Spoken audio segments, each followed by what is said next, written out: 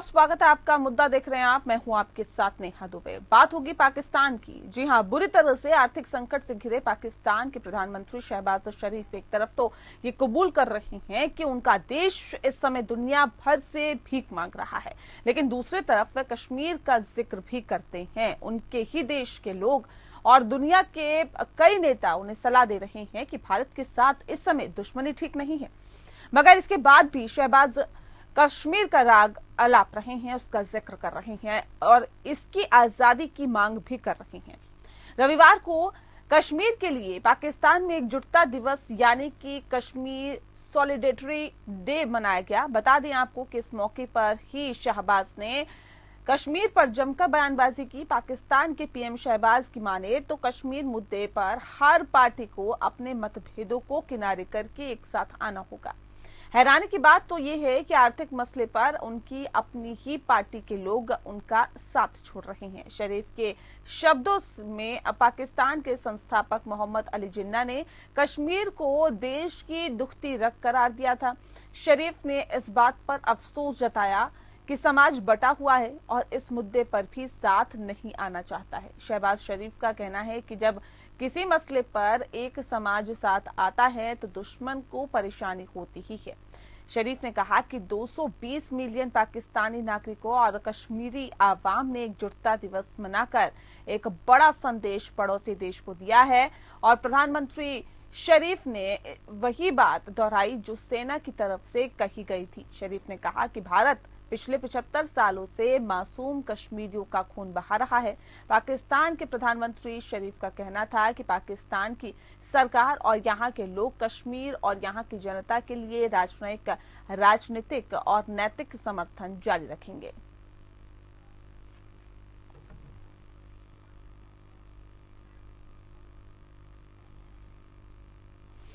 और चलिए इस विषय पर आज हम तफसील से चर्चा करते हैं। खास मेहमान हमारे साथ मौजूद है, उनसे आपका परिचय करा देते हैं। इस वक्त हमारे साथ दीपक वोरा जी है, पूर्व राजनयिक है। सर बहुत स्वागत है आपका। और लेफ्टिनेंट कर्नल JS सोडी जी हमारे साथ इस वक्त जुड़ गए हैं, रक्षा विशेषज्ञ हैं। सर आपका भी बहुत स्वागत है। इस खास कार्यक्रम की शुरुआत दीपक जी आपके साथ करते हैं।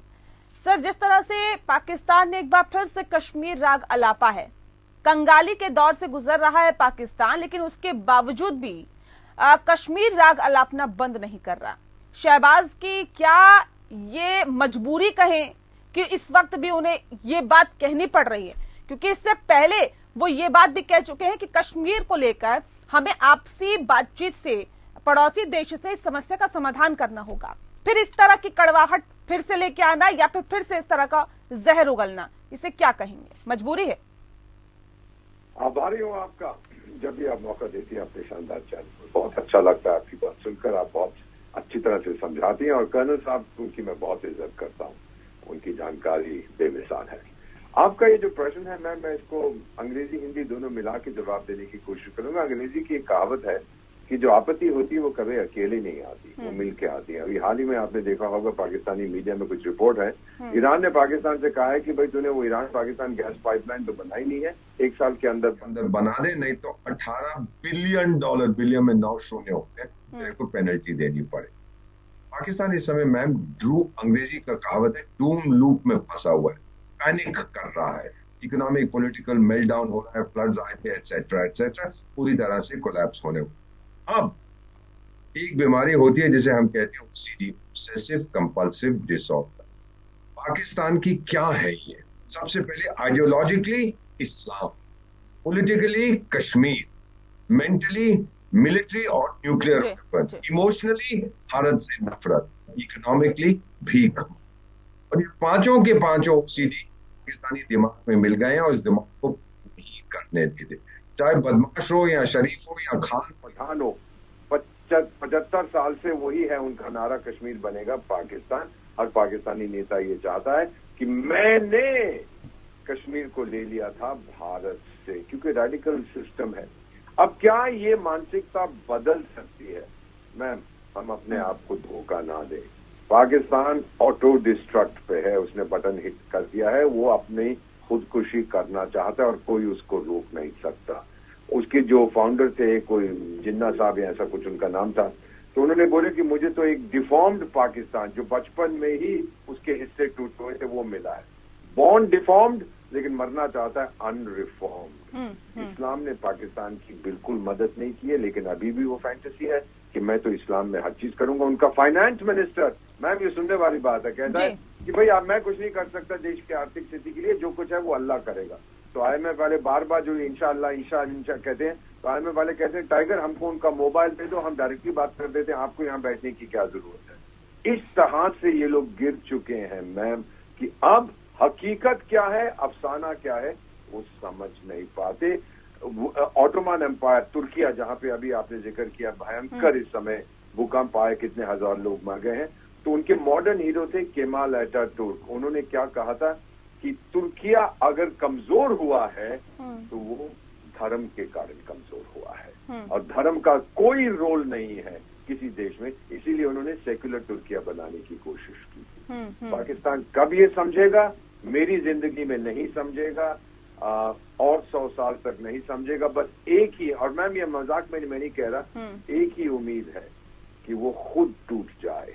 जैसे मेरे एक मित्र ने कहा था कि मैं पाकिस्तान से इतना प्यार करता हूं कि चाहता हूं कि 5 पाकिस्तान बन जाए। तो इसमें ही एक तरीका है, जो ये उनका जो ऑब्सेशन है, क्योंकि कोई भी चिकित्सा, लेटेस्ट मेडिसिन, चाहे आयुर्वेद हो, एलोपैथी हो, यूनानी हो, उसमें OCD, ऑब्सेसिव कंपल्सिव डिसऑर्डर का कोई इलाज नहीं है। तो हम लोग बिल्कुल उम्मीद नहीं करते कि ये बदलेगा।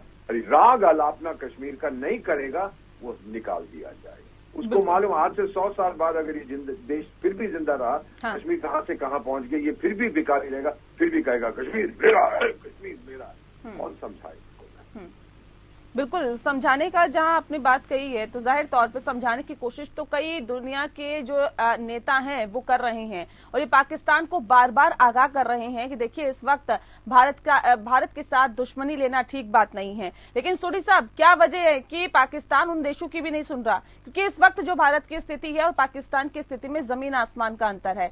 पाकिस्तान तकरीबन 23 बार IMF के सामने कटोरा लेके जा चुका है, कई बार उसको निराशा हाथ लगी, लेकिन अब ऐसे में एक बार फिर से एक उम्मीद की आस उसे जगी हुई है। दुनिया के नेता कह रहे हैं कि नहीं नहीं, भारत से कम दुश्मनी इस कदर और इस हद तक मत लो कि आपको दिक्कतों का सामना करना पड़े। क्यों पाकिस्तान नहीं सुनता? क्यों आप आखिर अपनी हरकतों से बाज नहीं आता? सोडी साहब।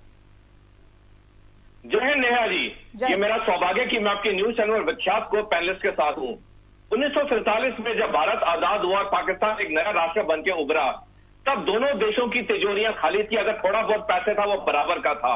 1960 में पाकिस्तान की आर्थिक व्यवस्था भारत से अच्छी थी। पाकिस्तान का पर कैपिटल GDP $83.3 था और भारत का कम था, $82.2। लेकिन 1960 से लेके आज तक क्या बदला कि आज पाकिस्तान कंगाली की हालात पे है और कभी भी 4 देशों में टूट सकता है, जैसे दीपक बोरा साहब ने बिल्कुल सही बताया।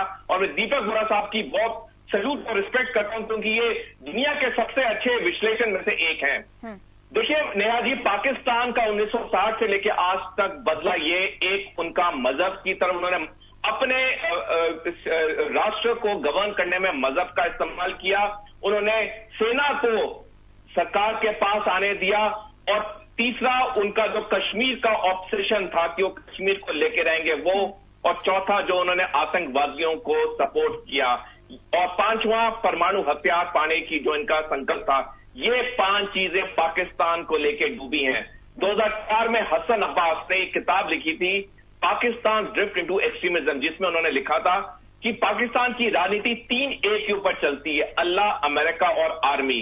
पाकिस्तानी सेना में आज तक एक विभाग है, उनके ISI में एक विभाग है जिसका नाम है K2, यानी कि खालिस्तान और कश्मीर। और ISI को जो सबसे ज्यादा पैसा मिलता है वो इस विभाग के लिए मिलता है।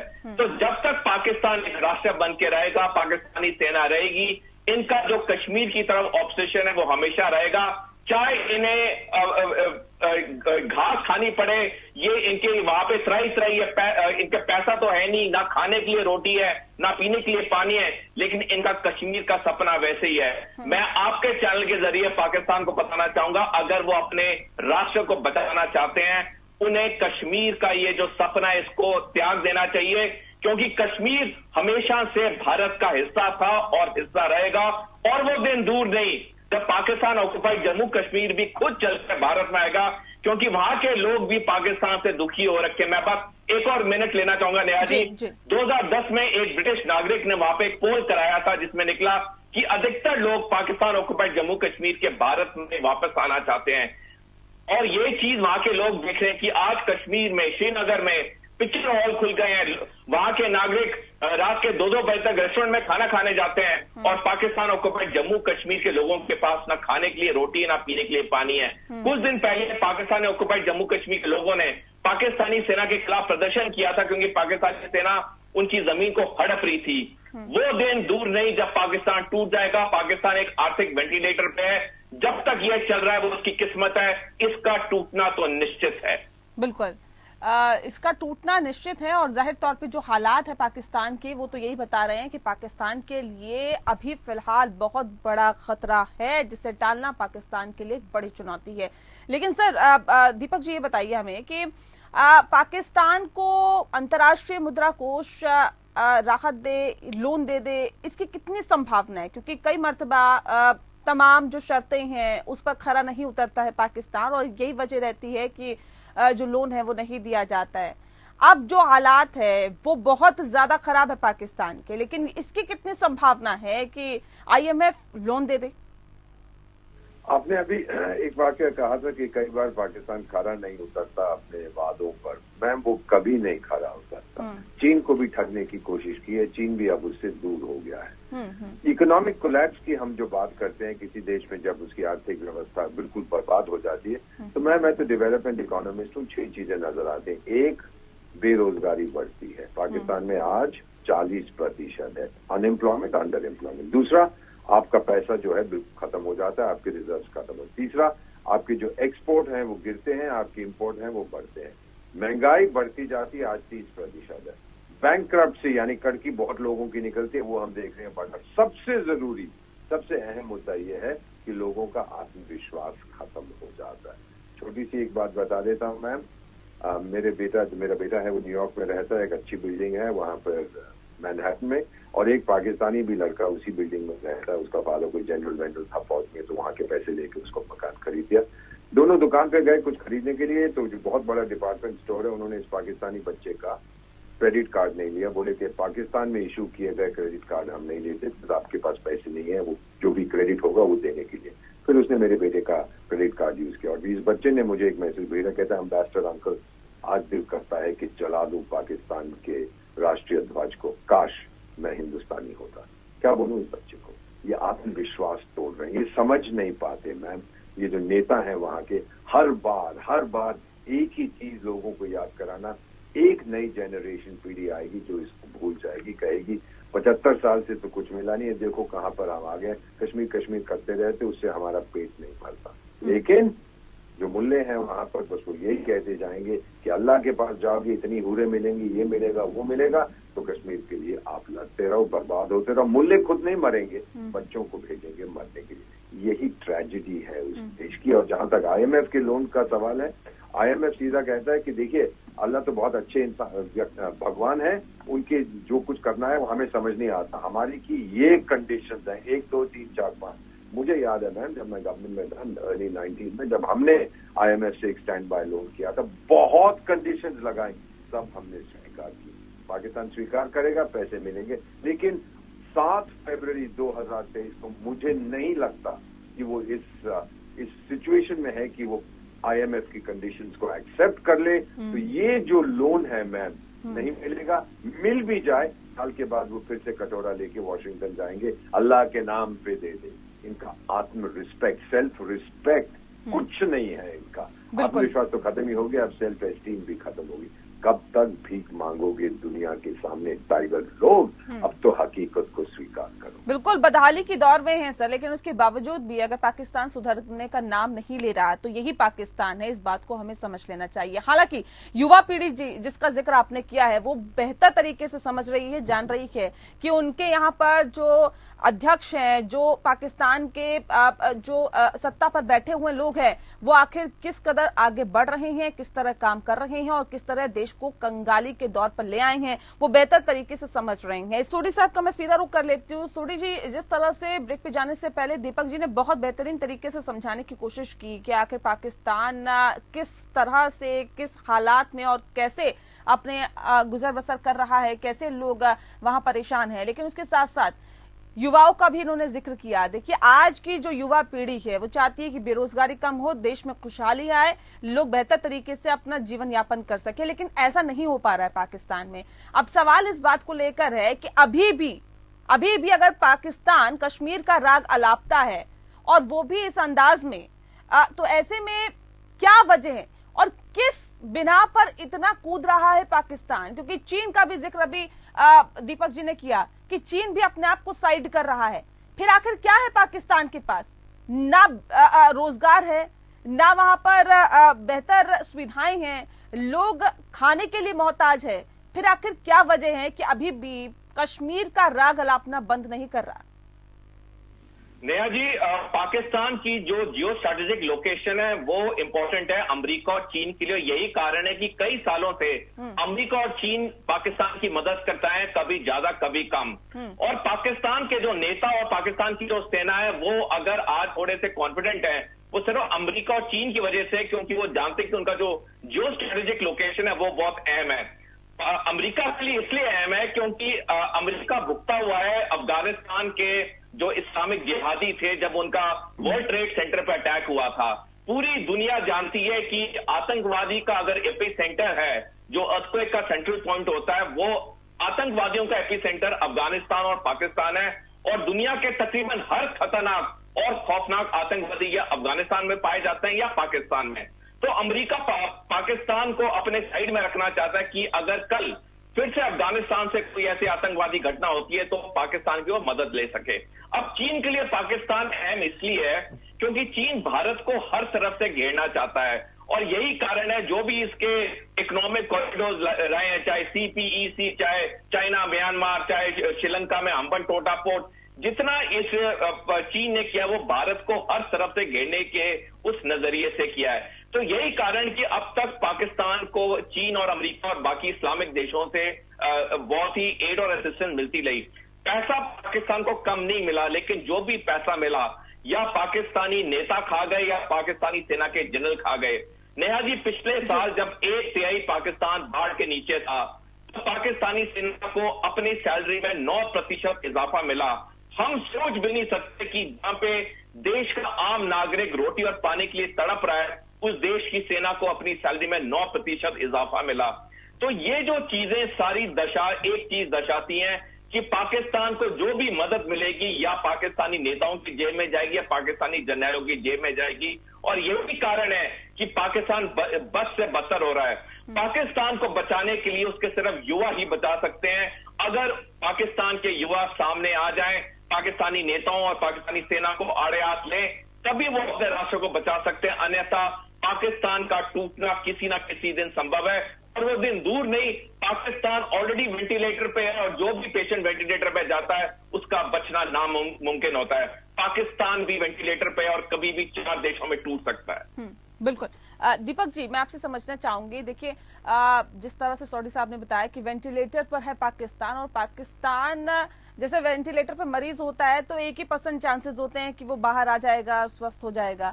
ऐसे ही पाकिस्तान के भी जो चांसेस है वो बहुत ज्यादा कम है। अब ऐसे में एक रिपोर्ट्स के अनुसार ही पता चला है कि सर तकरीबन 9000 से अधिक कंटेनर विभिन्न पाकिस्तानी बंदरगाहों पर फंसे हुए हैं, जिससे कि आवश्यक वस्तुओं की आपूर्ति भी यहाँ पर बाधित हो रही है।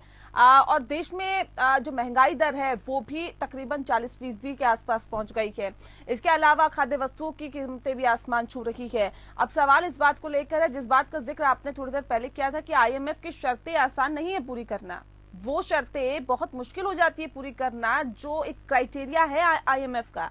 अब सवाल ये कि अगर IMF लोन नहीं देता है तो क्या दिवालिया होने की कगार पर पाकिस्तान पहुंच जाएगा और उसकी कितनी संभावना है? सर थोड़ा सा मोटे तौर पे ये भी समझाने की कोशिश करिएगा कि IMF की शर्तें क्या होती है, थोड़ा मोटे तौर पे समझा दीजिएगा ताकि हमारे दर्शकों तक ये थोड़ी जानकारी पहुंच जाए। मैं ये बता देता हूँ, IMF का स्टैंडर्ड प्रिस्क्रिप्शन है। हाँ। पहले सब्सिडीज हटा दो, यानी कीमतों को बढ़ने दो, करेंसी को डिवैल्यू करो, टैक्सेस को बढ़ाओ, ज्यादा लोगों से कहो कि वो टैक्सेस दें, और जो आखिरी IMF की चीज होती है जो हर देश में वो लागू करते हैं, क्योंकि अब तक तुर्किया भी जाएगा उनके पास पैसे लेने के लिए, वो जो लागू करते हैं कि जो आपकी गवर्नेंस सिस्टम है उसमें ट्रांसपेरेंसी होनी चाहिए, यानी चाचा भतीजावाद नहीं चलेगा। ये 4 उनके मुद्दे होते हैं। मैम 2023 में पाकिस्तान में बिजली नहीं है, क्यों? क्योंकि जो Chinese based coal fired power plant चीन ने बनाए थे, वो CPEC वगैरह में, उन्होंने कहा कि हमारे बिल सेटल करो तब बिजली देंगे। कहाँ से बिल सेटल करो? पैसे तो उसके पास है नहीं। वो सारा कुछ तो मेरे भाई हो, मेरे दोस्त हो, मेरे चाचा हो, मेरे आका हो, वो कहते वो सब कुछ ठीक है, पहले हमको पैसे वापस करो। और IMF ने भी ये कहा है कि जो आपकी ओवर प्राइस डील है, जो आपने चाइना से डील की है, उनको रीनेगोशिएट करो। चीन कहता है अमृतसर के छोले खाओ, मैं कोई रीनेगोशिएट नहीं करूँ। IMF पैसे नहीं देगा इस तरह से, क्योंकि जो चीजें वो चाहता है कंडीशन बहुत सख्त होती हैं, कोई भी देश उन्हें लागू करने से कतराता है। मैम अर्ली 90s में हमारी भी यही हालत थी। आप तो बहुत कम हैं उम्र में मुझसे, मैंने ये देखा है, मैं उसमें गवर्नमेंट में था, मैं जानता हमने क्या क्या किया। करेंसी डिवैल्यू की, इन्फ्लेशन बड़ी हाई थी, टैक्स हमने बढ़ाया, ये किया वो किया, ऑस्टेरिटी ये वो, आपके रुपए की हालत बड़ी खराब थी, $10 से ज्यादा हम बाहर नहीं ले जा सकते थे। वो सभी चीजें आज हम पाकिस्तान में देख रहे हैं। एक अंतर, हमारे पास जनता का समर्थन था, हमारे दिलों में भावना थी कि India should rise again. Pakistan में यही भावना है मेरा ख्याल उनके नेताओं के पास, अरे देश को डूबने दो, हम तो पैसे लेके अमेरिका भाग जाएंगे। ये अंतर है। बिल्कुल, तो ये अंतर है और जाहिर तौर पे ये अंतर बहुत बड़ा अंतर है। इस बात को समझने की कोशिश करनी चाहिए और साथ ही साथ मुझे लगता है कि पाकिस्तानी जो हैं वो इस बात को समझ भी चुके होंगे कि भारत और पाकिस्तान में कितना अंतर है और अब जो अंतर है वो कितना ज्यादा बढ़ता जा रहा है। लिहाजा जो सत्ता में बैठे लोग हैं वो किस तरह से लोगों को मूर्ख बनाने का काम कर रहे हैं। बहरहाल ये भी समझने की जरूरत है कि यहाँ पर पाकिस्तान जहाँ एकजुटता दिवस मना रहा है या फिर कश्मीर में एकजुटता दिखाने की कोशिश कर रहा है, ये समझ लें कि भूखे पेट तो भजन और पूजा भी नहीं होती, तो एकजुटता आखिर कहां से दिखा रहा है पाकिस्तान, इस बात को भी समझ लेना चाहिए और कैसे लोग आपके साथ आएंगे इस बात को भी अपने जहन में उतार लेना चाहिए। बहुत शुक्रिया सर आप दोनों का हमारे साथ इस खास चर्चा में शामिल होने के लिए। मुद्दा में फिलहाल इतना ही। नमस्कार।